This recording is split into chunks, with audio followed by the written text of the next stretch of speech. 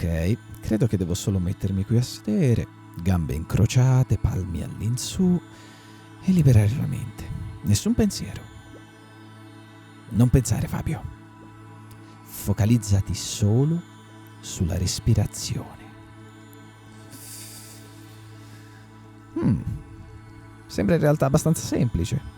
Sinceramente non capisco perché le persone trovano la meditazione così difficile. Ehi, aspetta un attimo. Sto pensando. Oh, giusto. Focalizzarsi sul respiro. Dentro e fuori. Posso farcela. È rilassante. Sembra tranquillo.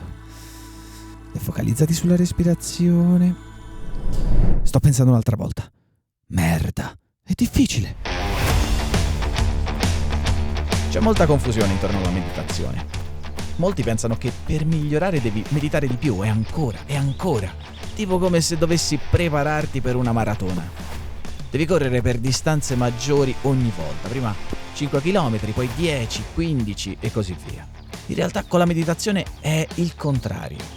Più migliori la tua abilità nello scendere ad un particolare stato mentale e meno hai bisogno di meditare per ottenerne dei benefici. Io stesso sono ancora molto confuso, ma quello che proverò a fare qui è tentare varie possibilità.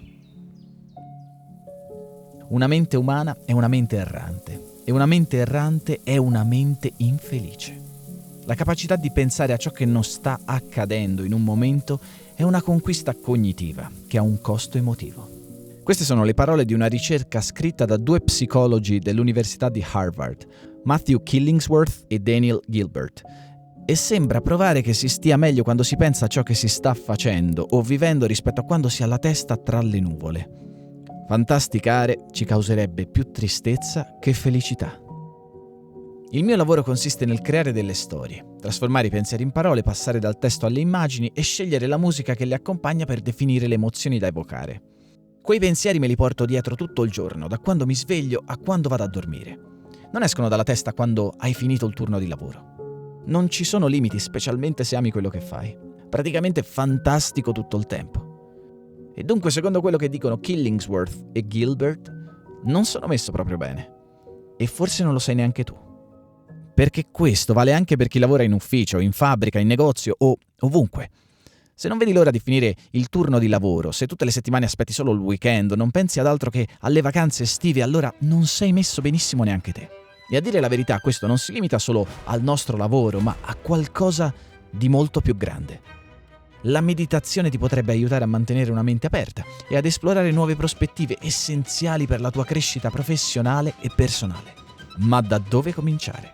Qualche giorno prima di iniziare ho provato a documentarmi. Sinceramente ero ancora più confuso. E poi se non hai mai provato, come puoi capirlo? Per capirci veramente qualcosa dovevo iniziare alla svelta. Così il primo giorno decido di buttarmi a freddo, senza pensarci troppo. 10 minuti di dubbi e pensieri. Ma lo sto facendo bene. Ma che casino fanno quegli uccellini là fuori? Mi fanno male le gambe. Ma ho la schiena dritta. Posso cambiare posizione o no? Forse mi alzo e chiudo la finestra.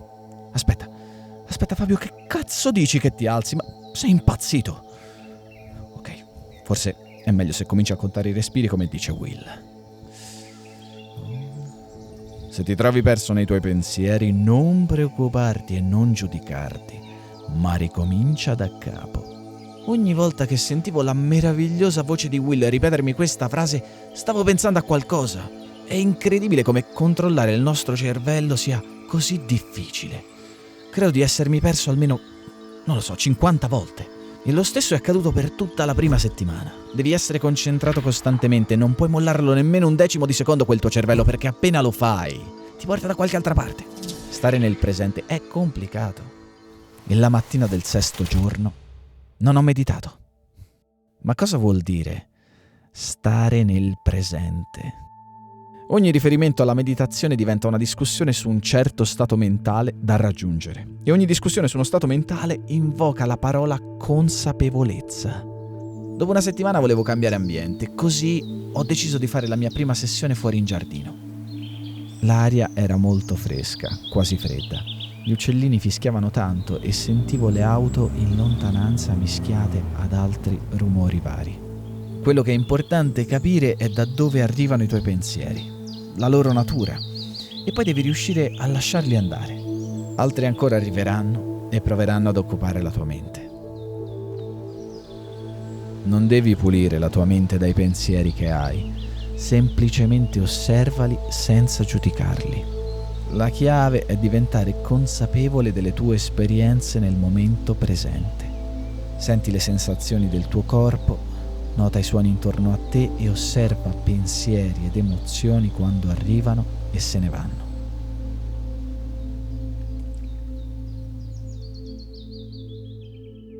La sera di quel giorno ho pensato proprio che stavo buttando via del tempo.